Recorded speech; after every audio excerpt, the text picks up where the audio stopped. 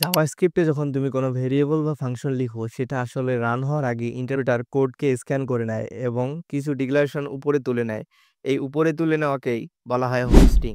ধরো আমরা এখানে একটি এক্স নামে একটি ভেরিয়েবলের মধ্যে 10 অ্যাসাইন করেছি এবং এটাকে আমরা উপরে কনসোল লগ করে দেখতে চাচ্ছি। এখন যদি আমরা কোডটাকে রান করি, জাভাস্ক্রিপ্ট বলেছে এটা আনডিফাইন্ড। তো জাভাস্ক্রিপ্ট বিহাইন্ড দ্য সিন জিনিসটাকে এভাবে দেখে।